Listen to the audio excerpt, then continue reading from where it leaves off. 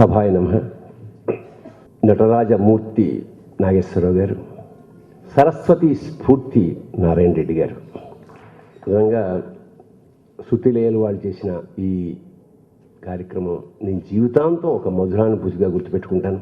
ఎందుకంటే చలనచిత్ర చరిత్రలో సువర్ణ పుట ఆశించడం నాలాంటి వాడికి దురాశ, కానీ సువర్ణ కంకణం ఫలానా రోజు ఇచ్చిన ఒక వాక్యం రాయించుకోవడం మాత్రం నా జీవితాంతం గుర్తుపెట్టుకునే వాక్యం.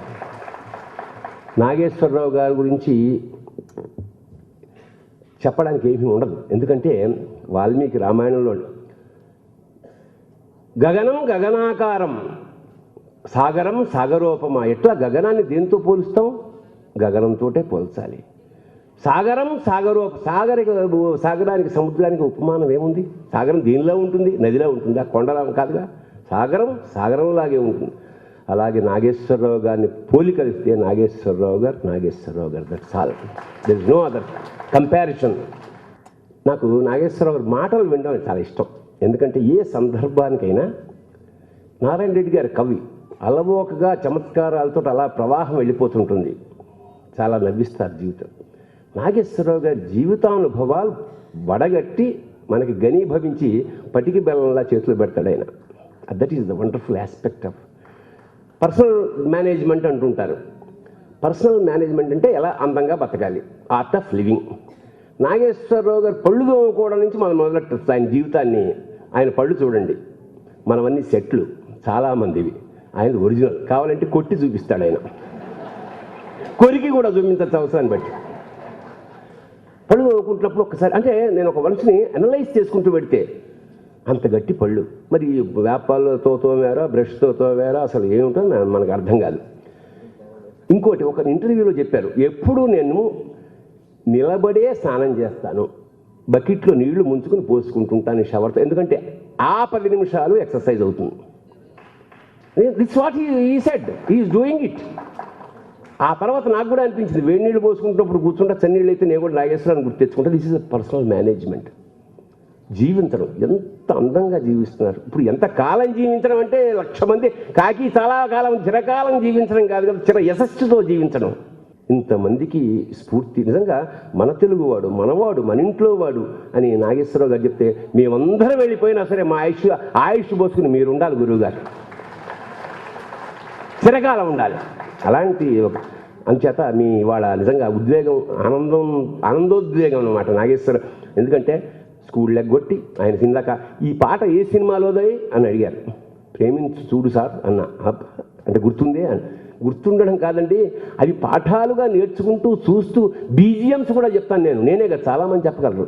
ఇవాళ పాటే వినపడదు మాకు, సౌండ్ పొల్యూషన్ టకటక తప్ప ముక్క వినపడదు. కవులందరికీ ఒకటే కాన్సెప్ట్. ఇవాళ పాపం స్వర్ణయుగంలో తన రచనా వైశిష్యాన్ని అంతా ప్రదర్శించిన నారాయణ రెడ్డి గారి వాళ్ళ పరిస్థితి ఏమిటంటే శబ్ద కాలుష్యం మధ్య ఎక్కడైనా పొరపాటు తెలుగు పదం అలా బయటకు వస్తుంది తప్ప శబ్దం that's all. There is no other thing.